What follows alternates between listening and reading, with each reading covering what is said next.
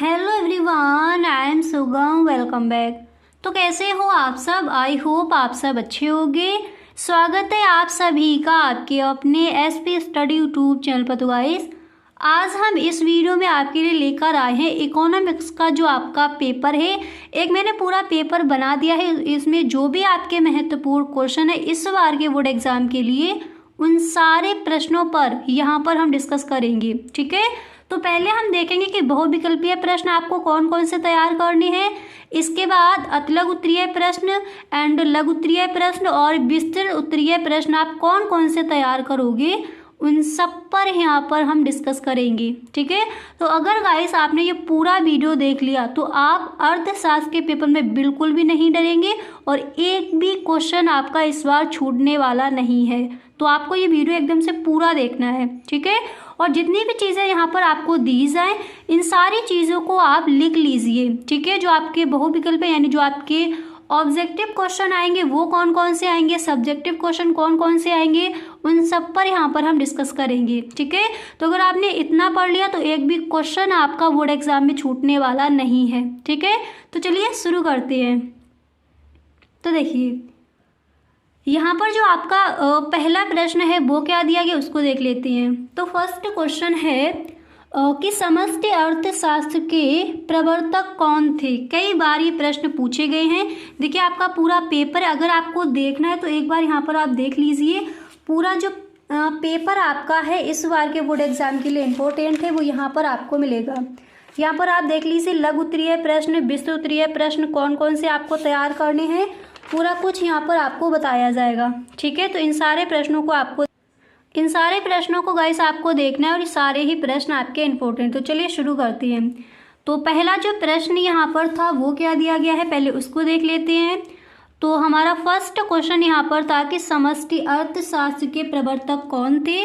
पहले यहाँ पर ऑप्शन देखते हैं, उसके बाद देखेंगे। तो फर्स्ट नंबर पर ऑप्शन है J.R. हिक्स, इसी तरह से बी नंबर पर है A.H. Hansen and C number पर है J.M. Keynes and D number पर हमें दिए गए हैं A.C. पीगू। तो समष्टि अर्थशास्त्र के प्रवर्तक कौन थे हमें पता है, जो हमारा सी नंबर पर ऑप्शन है यही हो जाएगा राइट ऑप्शन। ठीक है, J.M. कीन्स।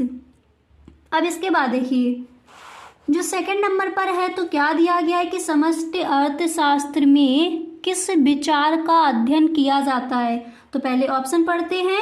तो यहाँ पर हमें ऑप्शन मिला है व्यक्तिगत आय, बी नंबर पर है व्यक्तिगत बचत एंड इसी तरह से सी नंबर पर यहाँ पर हमें ऑप्शन मिला है राष्ट्रीय आय एंड डी नंबर पर है व्यक्तिगत निवेश। तो समष्टि अर्थशास्त्र में किस विचार का अध्ययन किया जाता है, तो किस विचार का किया जाता है, राष्ट्रीय आय का। ठीक है, ये जो आपका ऑप्शन है यही हो जाएगा राइट ऑप्शन। इसके बाद यहाँ पर आप देख लीजिए नेक्स्ट है कि प्राथमिक क्षेत्र में सम्मिलित है। तो क्या है, कृषि या फिर मत्स्यन या फिर खनन या फिर ये सभी। तो प्राथमिक क्षेत्र में सम्मिलित है तो ऑप्शन नंबर आपका जो डी नंबर पर है यही ऑप्शन हो जाएगा आपका राइट ऑप्शन। ठीक है, तो ये सभी ओके। इसी तरह से नेक्स्ट देखते हैं।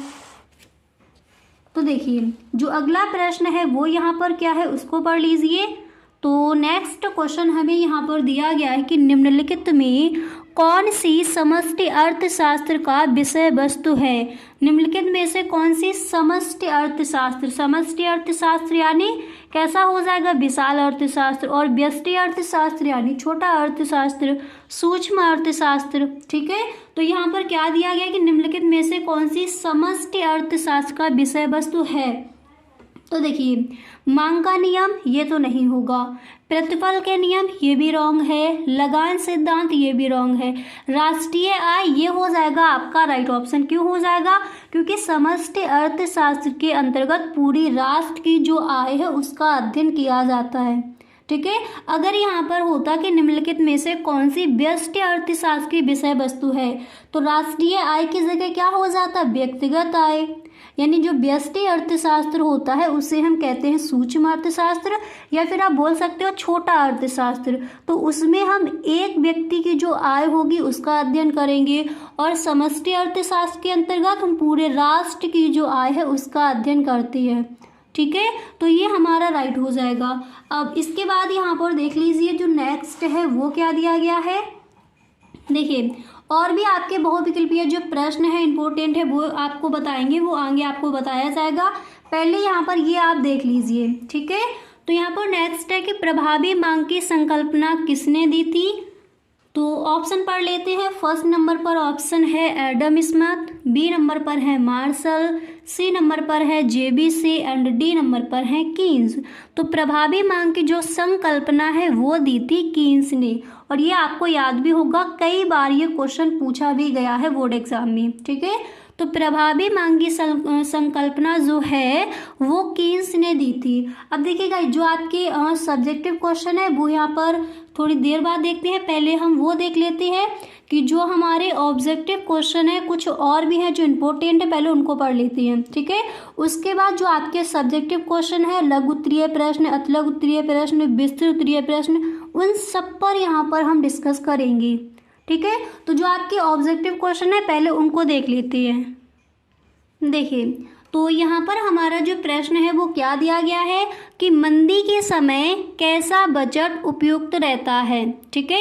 यानी जो भी आपके ऑब्जेक्टिव क्वेश्चन है इंपॉर्टेंट है पहले उनको देखेंगे, उसके बाद आपके जो सब्जेक्टिव क्वेश्चन है उनको देखेंगे। अगर गाइस इतना सारा कुछ आपने याद कर लिया जितना यहाँ पर आपको बताया गया, तो यकीन मानिए आपका इकोनॉमिक्स के पेपर में एक भी नंबर छूटने वाला नहीं है, ठीक है।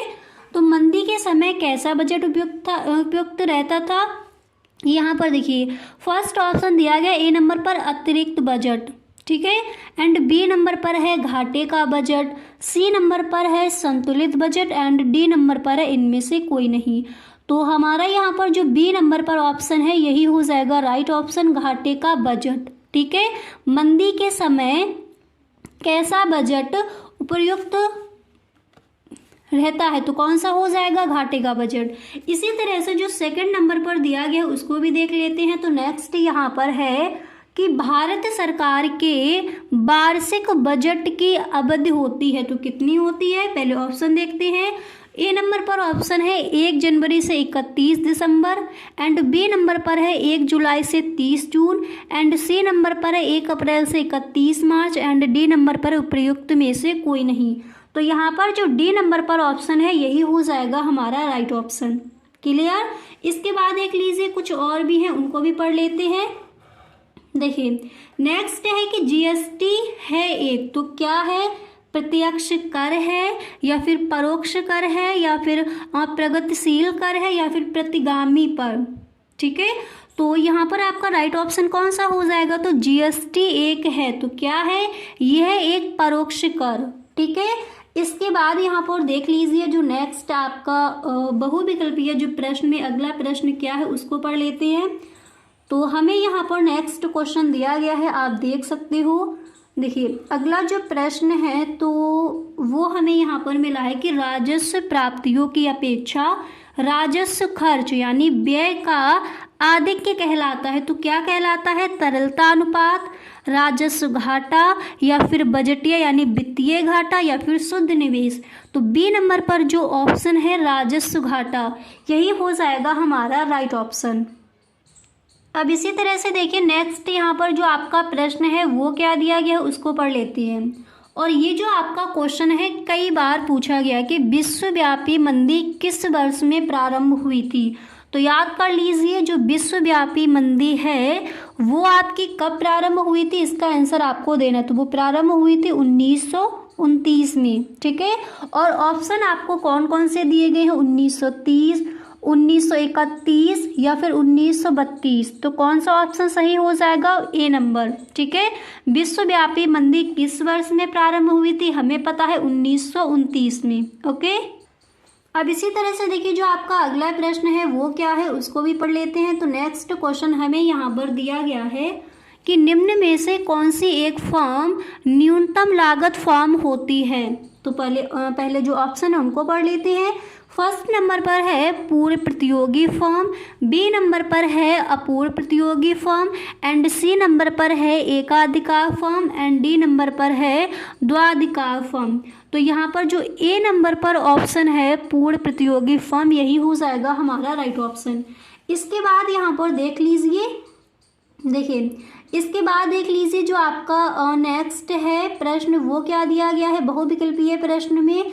तो अगला प्रश्न यहाँ पर है कि पूर्ण प्रतियोगिता के अंतर्गत एक फर्म की औसत आगम सीमांत आगम क्या कहलाएगी। देखिए पूर्ण प्रतियोगिता के अंतर्गत एक फर्म की औसत आगम सीमांत आगम से कम होती है, ए नंबर पर ये दिया गया है, या फिर से अधिक होती है, या फिर के बराबर होती है, या फिर इससे असमध्य होती है। तो पूर्ण प्रतियोगिता के अंतर्गत एक फर्म की औसत आगत सीमांत आगत के बराबर होती है।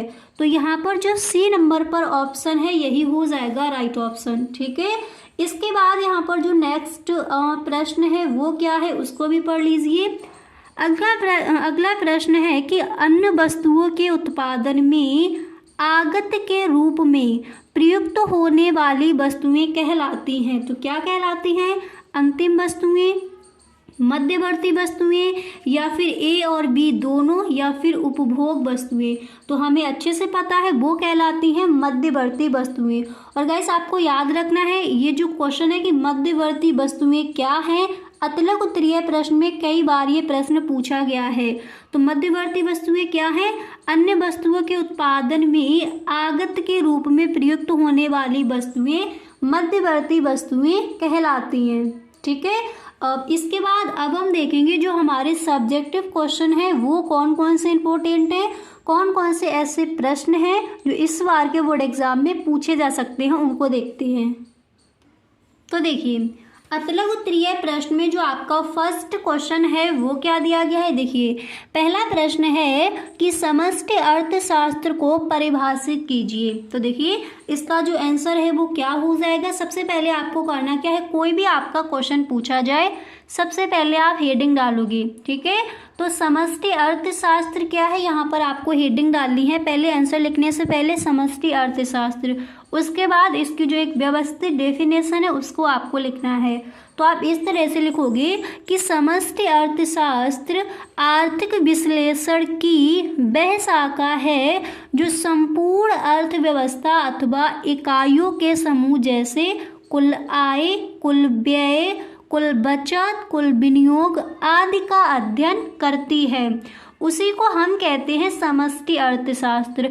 यानी समष्टि अर्थशास्त्र का मतलब होता है बड़ा अर्थशास्त्र जिसके अंदर पूरे राष्ट्र की जो आय है उसका अध्ययन किया जाए। ठीक है, यानी कुल आय, कुल व्यय, कुल बचत, कुल विनियोग आदि का अध्ययन जिसके अंदर हम करते हैं वो हमारा कहलाता है समष्टि अर्थशास्त्र। और गैस अगर यहाँ पर होता कि व्यष्टि अर्थशास्त्र क्या है, तो देखिए व्यष्टि अर्थशास्त्र वह अर्थशास्त्र होता है जिसमें हम किसी एक व्यक्ति की आय का अध्ययन करते हैं। ठीक है, कोई फर्म हो, कोई छोटा उद्योग हो, उस जिसका अध्ययन उसके अंदर करते हैं वो हमारा कहलाता है व्यष्टि अर्थशास्त्र। और अगर समष्टि अर्थशास्त्र की बात हो तो इसके अंदर जैसे पूरे राष्ट्र की आय हो, कुल बचत, कुल व्यय, कुल विनियोग, उसका अध्ययन जो है वो हम करेंगे समष्टि अर्थशास्त्र के अंतर्गत। ठीक है, तो देखिए शेपिरो आपके जो अर्थशास्त्री हैं शेपिरो, तो उन्होंने क्या कहा है समष्टि अर्थशास्त्र के बारे में। तो उन्होंने कहा है कि समष्टि अर्थशास्त्र संपूर्ण अर्थव्यवस्था के कार्यकरण से संबंधित है। ठीक है, तो ये भी आपको लिखना है। पहले इस तरह से आप आंसर लिख कर आओगे, उसके बाद यहाँ पर आपको इस तरह से लिखना है शेपिरो के अनुसार। फिर आप लिखोगे कि पहले आपको कॉमा और इन्वर्टेड कॉमा बिगिन करना है, फिर आप लिखोगे कि समष्टि अर्थशास्त्र संपूर्ण अर्थव्यवस्था के कार्यकरण से संबंधित है। फिर आपको जो आपका इन्वर्टेड कॉमा यहाँ पर क्लोज कर देना है। ठीक है, इस तरह से आप जो समष्टि अर्थशास्त्र की परिभाषा है इस तरह से लिख कर आओगी। ओके, इसके बाद अगला प्रश्न देखते हैं। देखिए अब इसके बाद जो आपका अगला प्रश्न है वो क्या दिया गया है उसको पढ़ लीजिए। नेक्स्ट क्वेश्चन आप ये तैयार कर लोगे कि मुद्रा प्रवाह से आप क्या समझते हैं। ठीक है, तो देखिए सबसे पहले आप हेडिंग डालोगे मुद्रा प्रवाह क्या है समझते हैं। देखिए परिवार फर्मों को, फर्म का मतलब होता है कोई आपका छोटा सा व्यवसाय हो, उद्योग हो या फिर कोई कंपनी, उसको हम कह देते हैं फर्म। ठीक है, तो परिवार फर्मों को साधन सेवाएं प्रदान करते हैं, यानी परिवार जो है वो फर्मों को साधन सेवाएं प्रदान करते हैं और बदले में मुद्रा के रूप में पारिश्रमिक प्राप्त करते हैं। इसी प्रकार फर्में परिवारों और उपभोक्ताओं को वस्तुएं प्रदान करती हैं। फर्में क्या करेंगी? परिवारों और उपभोक्ताओं को वस्तुएं प्रदान करती हैं और उनके मूल्य के रूप में मुद्रा लेती हैं। इस प्रकार फर्मों से परिवारों और परिवारों से फर्मों को मुद्रा का भुगतान किया जाता है। इसे ही हम मुद्रा का प्रभाव कहते हैं। ओके, इस तरह से आप इसका आंसर लिखकर आओगे कि मुद्रा प्रवाह क्या है। क्लियर? अब इसके बाद नेक्स्ट क्वेश्चन देखते हैं। अब इसके बाद देखिए अगला प्रश्न आप तैयार करोगे कि राष्ट्रीय आय से आप क्या समझते हैं। तो राष्ट्रीय आय क्या है उसको समझते हैं। सबसे पहले हेडिंग डालोगी, फिर देखिए, जैसे किसी उत्पादन की एक इकाई की वास्तविक उत्पत्ति का अनुमान प्रतिवर्ष लगाया जाता है, वैसे ही किसी एक राष्ट्र की समस्त उत्पत्ति यानी समस्त व्यक्तियों की उत्पत्ति के योग वैसे ही किसी एक राष्ट्र की समस्त उत्पत्ति का अनुमान लगाया जाता है। यह संपूर्ण उत्पत्ति उस राष्ट्र की राष्ट्रीय आय या लाभांश होती है। क्वेश्चन इस तरह से भी पूछ लिया जाता है कि लाभांश क्या है। ठीक है, तो राष्ट्रीय आय क्या है, आई होप आपको समझ आ गया होगा। एक बार दोबारा से देख लीजिए। देखिए, जैसे किसी उत्पादन की एक इकाई की वास्तविक उत्पत्ति का अनुमान प्रतिवर्ष लगाया जाता है, वैसे ही किसी एक राष्ट्र की समस्त उत्पत्ति यानी समस्त व्यक्तियों की उत्पत्ति के योग का अनुमान लगाया जाता है। यह संपूर्ण उत्पत्ति उस राष्ट्र की राष्ट्रीय आय या लाभांश कहलाती है। ठीक है, तो उसे ही हम कहते हैं राष्ट्रीय आय। ओके, समझ आ गया। इसके बाद जो आपका अगला प्रश्न है उसको देखते हैं। देखिए, जो नेक्स्ट प्रश्न आपका है तो यहाँ पर दिया गया है कि उत्पादन प्रणाली क्या है। ये क्वेश्चन कई बार पूछा भी गया है। तो उत्पादन प्रणाली क्या है इसको समझते हैं। तो सबसे पहले हेडिंग डालोगे उत्पादन प्रणाली, उसके बाद आपको लिखना है कि यह प्रणाली राष्ट्रीय आय को उत्पादन की दृष्टि से देखती है। इसे वस्तु सेवा प्रणाली भी कहा जाता है। क्वेश्चन इस तरह से ज़्यादा पूछा जाता है कि वस्तु सेवा प्रणाली क्या है। तो यह प्रणाली राष्ट्रीय आय को उत्पादन की दृष्टि से देखती है।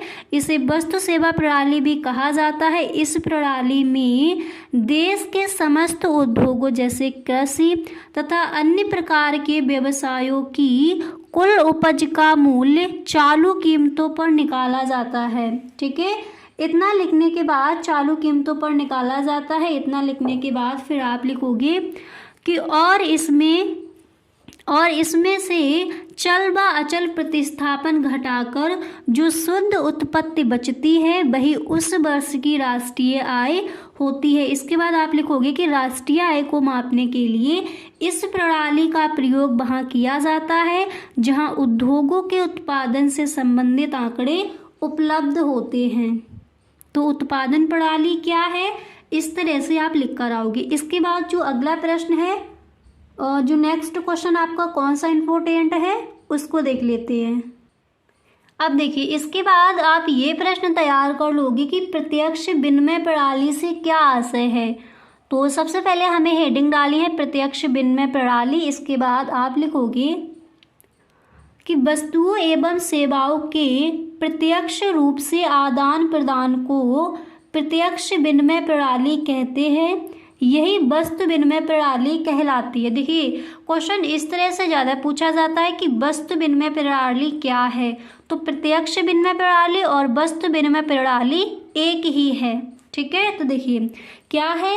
देखिए, वस्तुओं एवं सेवाओं के प्रत्यक्ष रूप से आदान प्रदान यानी लेन देन को प्रत्यक्ष विनिमय कहते हैं। यही वस्तु विनिमय प्रणाली भी कहलाती है। जैसे गेहूं से चीनी की अदल बदल। ठीक है, यानी वस्तुओं के प्रत्यक्ष रूप से लेन देन यानी आदान प्रदान को ही हम प्रत्यक्ष विनिमय प्रणाली या फिर वस्तु विनिमय प्रणाली कहते हैं। जैसे गेहूं से चीनी की लेन देन। ठीक है, इस तरह से इसका आप एग्जाम्पल भी लिख सकती हो। इसके बाद जो अगला प्रश्न है उसको भी पढ़ लेते हैं। तो देखिए, जो आपका नेक्स्ट क्वेश्चन है वो क्या है, वो आपको कौन सा तैयार करना है उसको पढ़ लीजिए। तो देखिए अगला प्रश्न आप ये तैयार कर लोगे, मुद्रा क्या है। इस बार के बोर्ड एग्जाम के लिए ये जो प्रश्न है वेरी वेरी मोस्ट इम्पोर्टेंट है और कई बार ये क्वेश्चन पूछा भी गया है। ठीक है, तो मुद्रा क्या है उसको समझते हैं। तो देखिए मुद्रा एक ऐसी वस्तु है जो समाज में विनिमय के माध्यम, मूल्य के मापन, स्थगित भुगतानों के मान तथा मूल्य के संचय के माध्यम के रूप में स्वतंत्र, विस्तृत तथा सामान्य रूप के लोगों के द्वारा स्वीकार की जाती है, उसे हम कहते हैं मुद्रा। ठीक है, तो मुद्रा हम किसे कहेंगे एक बार दोबारा से समझ लीजिए, इंपॉर्टेंट है, क्वेश्चन आपका आज किया जा सकता है। ठीक है, तो देखिए मुद्रा एक ऐसी वस्तु है जो समाज में विनिमय के माध्यम, मूल्य के मापन, स्थगित भुगतानों के मान तथा मूल्य के संचय के माध्यम के रूप में स्वतंत्र, विस्तृत तथा सामान्य रूप के लोगों के द्वारा स्वीकार की जाती है, उसे हम कहते हैं मुद्रा। ठीक है, अब इसके बाद जो अगला प्रश्न है उसको देख लेते हैं। अब इसके बाद अगला प्रश्न आप ये तैयार कर लोगे कि निवेश गुणक क्या है। ठीक है, तो सबसे पहले हमें हेडिंग डाली है निवेश गुणक। हेडिंग डालने के बाद हम इस तरह से लिखेंगे कि निवेश गुणक निवेश में होने वाले परिवर्तन के कारण आय में होने वाले परिवर्तन का अनुपात होता है। यह बताता है कि निवेश में प्रारंभिक वृद्धि करने से प्रारंभ में उपभोग तथा अंत में आय कितने गुना बढ़ जाएगी, और इसका फॉर्मूला इस तरह से लिखोगे K बराबर डेल्टा बाई अपॉन डेल्टा आई। ठीक है, तो निवेश गुणक क्या है, आई होप आपको समझ आ गया होगा। अब इसके बाद जो नेक्स्ट प्रश्न है उनको भी पढ़ लेते हैं। अगला प्रश्न आप ये तैयार कर लोगे कि राजस्व व्यय से आप क्या समझते हैं। ठीक है, तो राजस्व व्यय क्या है उसको समझते हैं। तो देखिए राजस्व व्यय से अभिप्राय सरकार द्वारा एक वित्तीय वर्ष में किए जाने वाले उस अनुमत व्यय से है जिसके फलस्वरूप ना तो सरकार की परिसंपत्ति का निर्माण होता है और ना ही देयता में कमी होती है।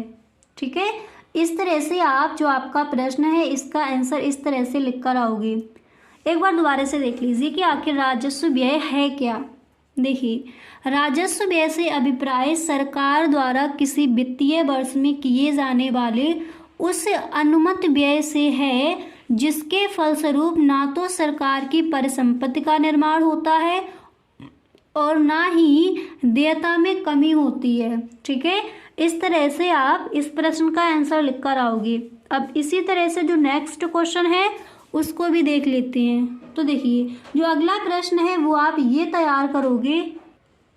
अगला क्वेश्चन आपको तैयार करना है कि राजस्व घाटा और राजकोषीय घाटा में संबंध बताइए। ठीक है, इम्पोर्टेंट है। तो सबसे पहले आप हेडिंग डालोगे राजस्व घाटा और राजकोषीय घाटे में संबंध। उसके बाद फर्स्ट हेडिंग डाली है राजस्व घाटा, फिर आप लिखोगे कि राजस्व घाटा सरकार की राजस्व प्राप्तियों के ऊपर राजस्व व्यय के आधिक्य को बताता है, अर्थात राजस्व घाटा बराबर राजस्व व्यय माइनस राजस्व प्राप्तियां। याद हो गया राजस्व घाटा क्या है, एक बार दोबारा से समझ लीजिए। देखिए राजस्व घाटा सरकार की राजस्व प्राप्तियों के ऊपर राजस्व व्यय के आधिक्य को बताता है, यानी राजस्व घाटा बराबर हो जाएगा राजस्व व्यय माइनस राजस्व प्राप्तियां। अब यहाँ पर देखिए राजकोषीय घाटा क्या है। ठीक है, तो राजकोषीय घाटा हम किसे कहेंगे उसको भी समझ लेते हैं। तो देखिए राजकोषीय घाटा क्या है, देखिए सरकार के कुल व्यय यानी ऋण गिरय को छोड़कर, ठीक है, सरकार के कुल व्यय और कुल प्राप्तियों का अंतर है राजकोषीय घाटा। क्या है, सरकार के कुल व्यय यानी जितना भी खर्च है, कुल व्यय और कुल प्राप्तियों का अंतर क्या कहलाता है, राजकोषीय घाटा कहलाता है। ठीक है, यानी राजकोषीय घाटा बराबर क्या हो जाएगा, इसका जो फॉर्मूला है हम इस तरह से लिखेंगे कि राजकोषीय घाटा राजकोषीय घाटा बराबर हो जाएगा कुल व्यय माइनस राजस्व प्राप्तियां प्लस गैर ऋण से सृजित पूंजीगत प्राप्तियां। ठीक है, तो देखिए राजस्व घाटा और राजकोषीय घाटा क्या है। आई होप इस प्रश्न का आंसर आपको अच्छे से समझ आ गया होगा।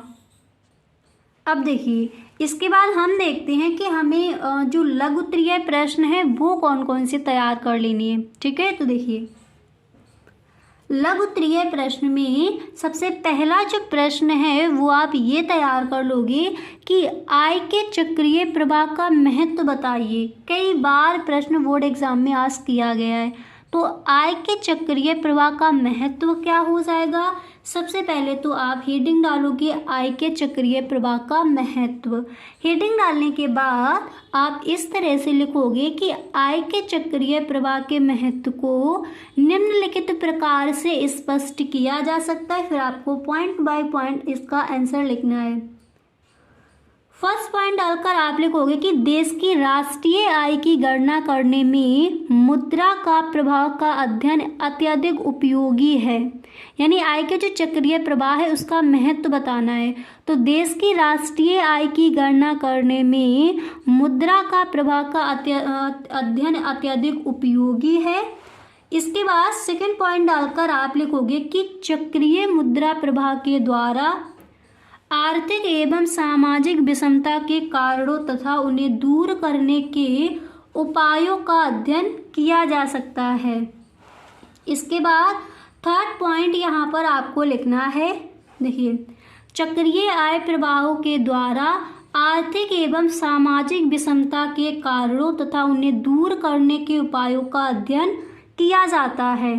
ठीक है, इसके बाद नेक्स्ट आपको यहाँ पर क्या लिखना है उसको समझ लीजिए। देखिए इसके बाद जो नेक्स्ट पॉइंट है वो आप क्या लिखोगे उसको भी पढ़ लीजिए। तो नेक्स्ट जो पॉइंट है वो यहाँ पर आपको लिखना है कि चक्रीय आय प्रवाहों के द्वारा संतुलन के कारणों तथा उनको दूर करने के उपायों का अध्ययन किया जाता है। ठीक है, तो पहला जो प्रश्न है आप ये तैयार कर लोगे। इसके बाद देख लीजिए सेकंड क्वेश्चन यहाँ पर आप तैयार कर लोगे कि उपभोग फलन से क्या आशय है। Very very most important question है। तो उपभोग फलन क्या है उसको भी समझ लेते हैं। तो सबसे पहले हमें हेडिंग डाली है उपभोग फलन। हेडिंग डालने के बाद आप इस तरह से इसका आंसर लिखकर आओगे कि व्यक्ति अपनी आय के एक भाग का उपभोग करता है। यानी व्यक्ति की जो आय है उसके एक भाग का उपभोग करता है यानी यूज करता है तथा शेष को बचा लेता है। आय का जो भाग उपभोग कर लिया जाता है उसे ही प्रोफेसर कीन्स ने उपभोग प्रवृत्ति का नाम दिया है। ठीक है, इसके बाद आप लिखोगे कि इस प्रकार उपभोग की मात्रा, देखिए इस प्रकार उपभोग की मात्रा व्यक्ति की आय पर निर्भर करती है। सामान्यतः आय में वृद्धि होने पर उपभोग में वृद्धि होती है और आय में कमी होने पर उपभोग भी कम हो जाता है। इसके बाद आप लिखोगे कि अन्य शब्दों में उपभोग फलन या उपभोग प्रवृत्ति यह बताती है कि आय में परिवर्तन से उपभोग प्रवृत्ति में किस प्रकार परिवर्तन होता है। ठीक है, देखिए किस प्रकार परिवर्तन होता है इतना लिखने के बाद फिर इसका आंसर आप इस तरह से लिखोगे कि किस प्रकार परिवर्तन होता है। ओके, इसके बाद आपको इस तरह से लिखना है कि यहाँ ये स्मरणीय यानी याद है कि उपभोग प्रवृत्ति से हमारा अभिप्राय केवल उपभोग की इच्छा नहीं अपितु तो वास्तव में उपभोग की गई मात्रा से होता है यानी खर्च की गई मात्रा से होता है। इसके बाद आप लिखोगे कि उपभोग प्रवृत्ति का संबंध किसी व्यक्ति से ना होकर संपूर्ण समाज से होता है। चूंकि आय में परिवर्तन होने से उपभोग की मात्रा में भी परिवर्तन हो जाता है। इसके बाद आप लिखोगे इसीलिए, इसके बाद आपको यहाँ पर लिखना है इसीलिए यह कहा जाता है कि उपभोग आय का फलन है। और इसके बाद आप लिखोगे इस प्रकार C बराबर F कोष्टक में आप कर दोगे बाई। ठीक है, तो आई होप अच्छे से आपको यहाँ पर क्लियर हो गया होगा कि उपभोग फलन हम किसे कहेंगे। इसका जो आंसर है वो आप इस तरह से लिखकर आ सकते हो बोर्ड एग्जाम में। अब गाइस यहाँ पर एक चीज़ और समझिए, जो लघु उत्तरीय प्रश्न है वो आपको थोड़े बड़ा चढ़ाकर ही लिखकर आना है, नहीं तो आपको फुल मार्क्स नहीं मिलेंगे। ठीक है, तो देखिए आज हमने देख लिया लघु उत्तरीय प्रश्न कौन कौन से तैयार करने हैं। अब जो आपके कुछ और भी लघु उत्तरीय प्रश्न और विस्तृत उत्तरीय प्रश्न रह गए हैं वो हम देखेंगे नेक्स्ट वीडियो में। ठीक है, तो गाइस आप इस वीडियो को प्लीज़ अपने सभी दोस्तों में एक बार शेयर ज़रूर कर दें, क्योंकि जिस चीज़ की आप डिमांड करते हो उसी टॉपिक पर आपके लिए वीडियो बनाई जाती है। आपने कहा था कि इकोनॉमिक्स का जो मॉडल पेपर है बना दीजिए, उसका फुल सॉल्यूशन भी दीजिए, तो उसी तरह से आपके लिए वीडियो बनाया है। तो प्लीज़ आप एक बार सभी दोस्तों में इसको शेयर कर दें। गाइस अगर आप इस चैनल पर पहली बार आए हो तो इसको सब्सक्राइब कर लीजिए एंड बेल आइकन को भी प्रेस कर लेना, ताकि वीडियो की जो भी नोटिफिकेशन हो वो सबसे पहले आपके पास पहुंचे और एक भी वीडियो आपसे छूटे ना, ताकि इस बार के बोर्ड एग्ज़ाम में आप 90+ स्कोर कर जाओ। ओके, तो आप अपनी एकदम मेहनत से पढ़ाई करते रहिए। मिलते हैं नेक्स्ट वीडियो में। Thank you so much.